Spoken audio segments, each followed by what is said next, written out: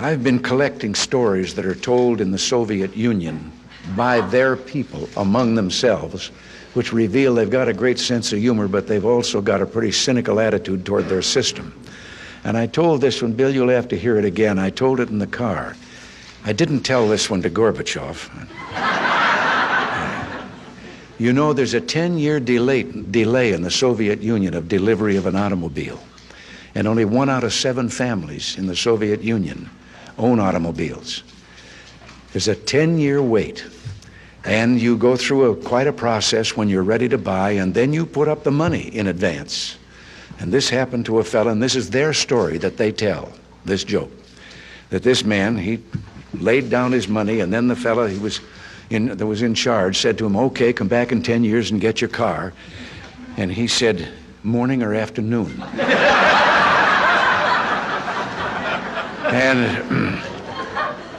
And the fellow behind the counter said, well, 10 years from now, what difference does it make?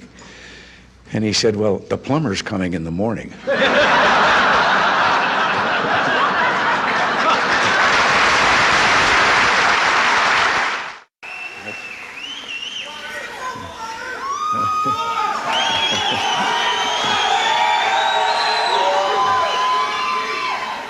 I just want to, oh, I can't resist. I'm supposed to quit right here. But, oh yes.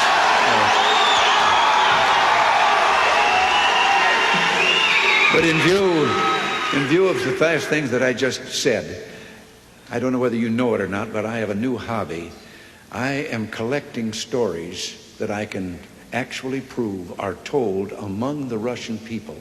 They make them up themselves, they tell them between themselves, reveals they got a great sense of humor, and they've also got a little cynical attitude about things in their country. And one of these stories, the one I'm going to tell you, I told to General Secretary Gorbachev, and he laughed. The story was an American and a Russian arguing about their two countries, and the American said, look, in my country, I can walk into the Oval Office, I can pound the president's desk and say, Mr. President, I don't like the way you're running our country. And the Russian said, I can do that. The American said, you can? He says, yes. I can go into the Kremlin, to the General Secretary's office, pound his desk and say, Mr. General Secretary, I don't like the way President Reagan's running his country. You know, less than 1 family out of 7 in the Soviet Union owns an automobile. Most of the automobiles are driven by the bureaucrats. The government furnishes them and drivers and so forth. So an order went out one day to the police that anyone caught speeding, anyone, no matter who, gets a ticket. Well, Gorbachev came out of his country home, his dacha. He was late getting to the Kremlin. There was his limousine and driver waiting. He told the driver to get in the back seat, he'd drive, and down the road he went. They passed 2 motorcycle cops. One took out after him. And pretty soon he's back with his buddy, and his buddy says, well, did you give him a ticket? And he said, no. Well, he said, why not? Oh, he said, too important. Well, he said, we're told to give anybody a ticket, no matter who it is. Oh, he said, no, this one was, I could. Well, he said, who was it? He said, I couldn't recognize him. But his driver was Gorbachev. One of the more recent ones that I heard was about the man walking along the street at night, Moscow. Soviet soldier called to him to halt. He started to run. The soldier shot him. And another man said, why did you do that? Well, he said, curfew. Well, he said, it isn't curfew yet. He said, I know. He's a friend of mine. I know where he lives. He couldn't have made it.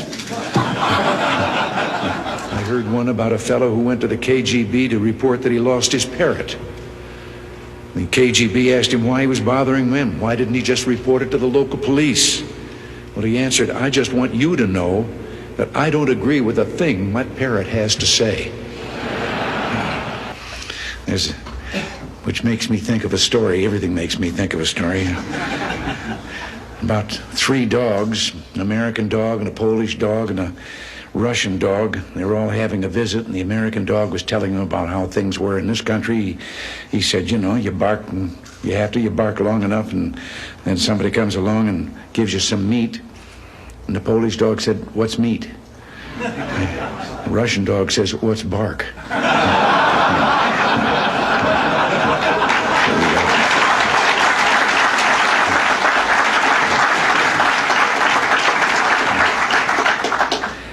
I have to interrupt right here and tell you that in one of my visits, I won't name him, I don't want to embarrass him, but one of the heads of state that I met with on this visit, he gave me one while I was on the way.